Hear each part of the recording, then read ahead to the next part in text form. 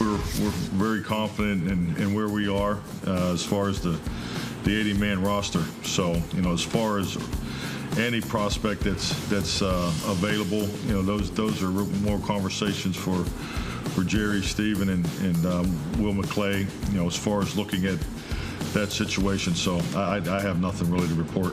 He is absolutely one of my favorite all-time competitors. I love the guy, but at this time, that's a position that we're not looking to add to. But yeah, he is absolutely one of my favorite all-time competitors. So love the guy, but not a spot that we're looking to add to at this time.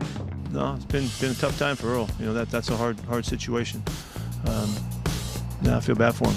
I wish he could have avoided that from happening, whatever it was. I don't know what happens particularly, but that's a bad state to get in when they send you home. That last one from Pete Carroll reminded me of Jerry Seinfeld periodically uttering, "That's a shame." That's a shame. Yeah, right. That's a shame that happened to the guy who gave me the finger on his way off the field the last time he ever played for me. Yeah, that's a shame for a guy who was probably a constant irritant for Pete Carroll the past couple of years that they were together in Seattle. So, look, I didn't expect a land rush. No. For Earl Thomas, because people around the league understand the limitations of the player and they need to understand the realities of the locker room. There's a lot of homework to be done. There's a lot of due diligence to be accomplished. What happened in Seattle? Yeah. What happened in Baltimore? People have been buzzing about this incessantly for the last 3 days. And anyone who's even remotely plugged into the broader NFL grapevine has heard the horror stories. You're not going to run after Earl Thomas simply because he happens to be available. This is something that's going to take some time, may require an injury, may need some time for him to kind of cool off and understand he needs to humble himself and needs to make some changes in the way he approaches teammates and the way he approaches the game. If he does that, he could be attractive. And I have been burned by this enough times that I am not going to take my eye off of Bill Belichick eventually at the right time for the right price, swooping in and grabbing Earl Thomas as that same style of middle finger that he gave to Pete Carroll, Belichick will be given to John Harbaugh and the Ravens when they take their guy and they turn him into a productive member of the defense after he's been appropriately humbled by the passage of time and the lack of interest. Well, I mean, that certainly would be a place that could, turn him around, make him adapt to the culture, as we've talked about so many times. I will say this, I wouldn't expect it just because there is great depth at that position there. And I know they lost Patrick Chung, certainly, but, man, Belichick collects those safety hybrid type players because they're so important to his secondary. But it is a New England type move. So, I mean, again, you're right. I don't want to say it too, strongly either, because as soon as you say it strongly, 2 weeks later, he'll be signed. The reality is, hey, we always heard Dallas flirt with them. Chris Richard's not there anymore. The prior relationship with, Seattle and Earl Thomas, he's not there. They're running a different scheme. And, back to what we talked about yesterday, this is not a player that is, the player he was 3 or 4 years ago. This is a very, very in the middle of the pack free safety.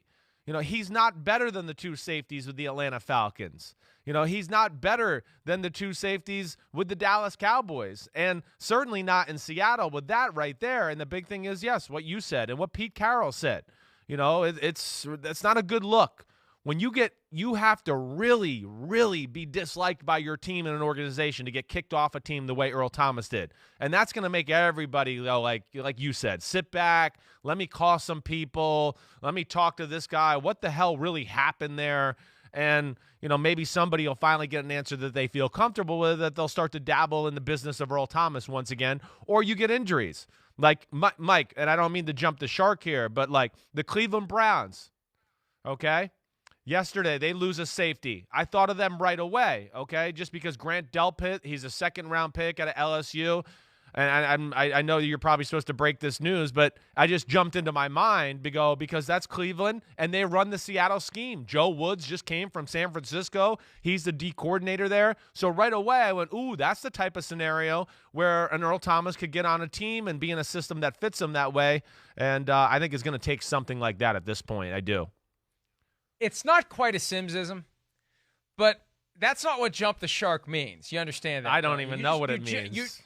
You jumped ahead yes. on the outline, which is fine. It's already out there that Grant Delpit has a torn Achilles tendon. He's lost for the torn Achilles tendon, lost for the season. Yep. Second round draft pick, and now they have a need. And, other needs may arise. Jump the shark, for those of you who have heard the phrase but aren't quite sure what it means, like Chris.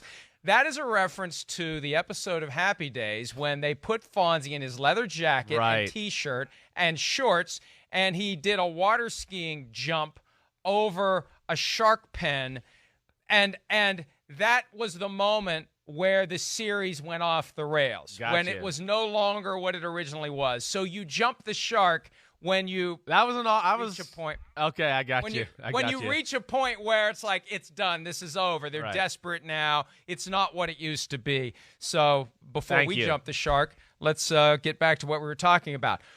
I think that his best play is going to be to sit and wait for an injury and sit and wait to the phone to ring. Whether it is the Browns calling up now that Grant Delpit is out for the year. Now, look, they've got 2 safeties who are injured, including Delpit. They've got 4 corners who are currently out. Good luck getting through practice with 6 of your defensive backs gone currently. So, maybe the Browns give him a call. Maybe somebody else gives him a call. We know injuries are going to happen, especially once we get into the season. Yeah. There haven't been many season-ending injuries so far in camp, I think, because they've been going easy on the guys. Once it gets to the games, again, this is more of a general jinx, and it's an inevitable jinx. We know it's going to happen. Maybe Earl Thomas just waits for that. Takes solace in the possibility of winning his grievance, and my guess is his agents are telling him we got a good case, even if they don't. And so he's, hey, I'm getting $10 million either way. I'm just going to wait for the right opportunity to come around. I mean, I think ultimately that's what it's going to take too. I don't think anybody's going to just feel comfortable enough right now at this moment to go, oh, we need him because he's that good, or we need to pay him that kind of money because he's that good, or we need him. Who cares what he did on his last team? I don't care. No, the player is just not good enough to warrant that type of signing anymore. Like you talked about with Antonio Brown before.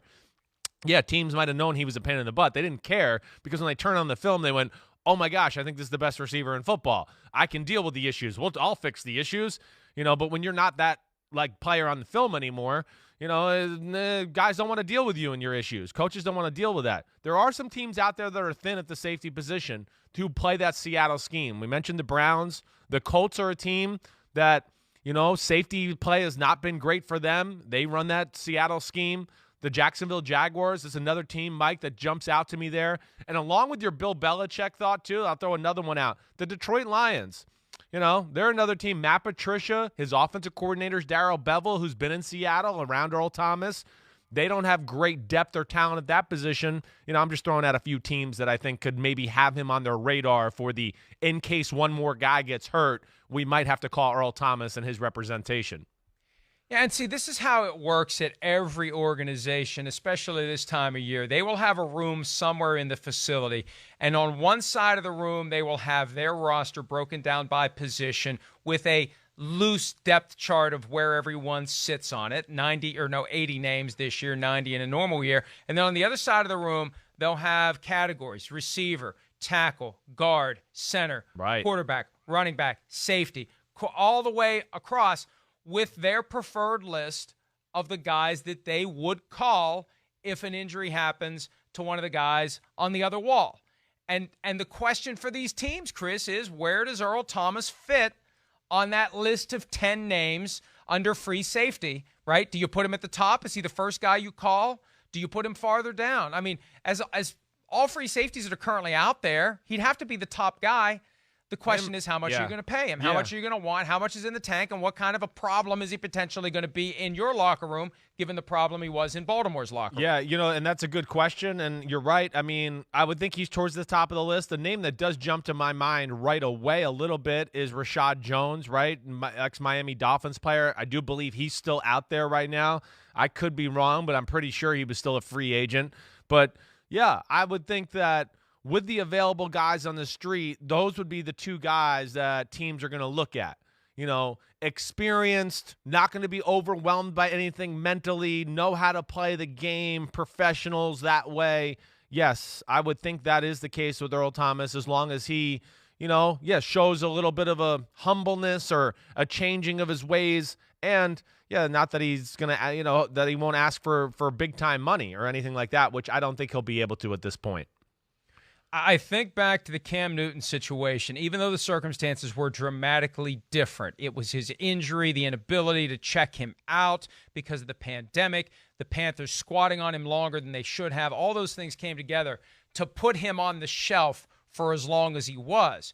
But that process of being on the shelf for that long, of being available, of having those doubts, the uncertainty as every day goes by and the phone does not ring, that's what softened him up for the move that the Patriots eventually made. And that's why I refuse to remove that blip from my radar screen, Chris, that there's the possibility that Bill Belichick is just waiting and keeping his mouth shut.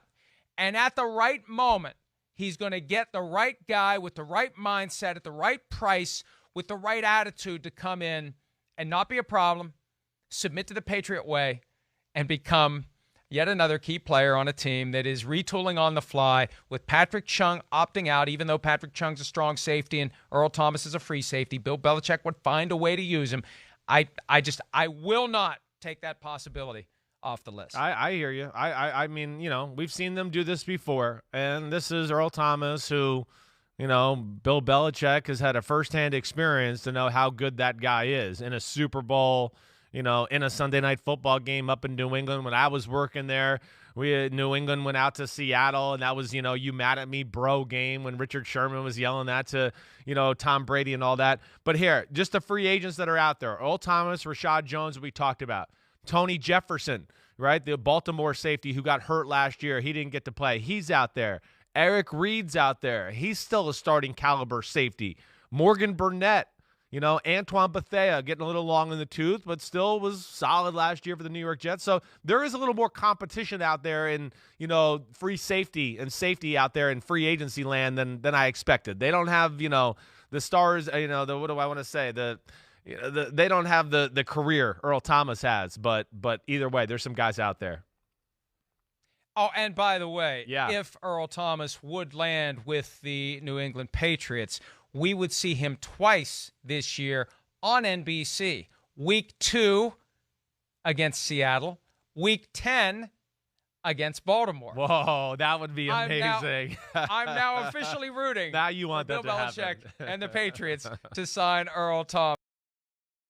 Hi, I'm Mike Tirico, and thanks for watching. Make sure to hit subscribe for the latest news and highlights from NBC Sports.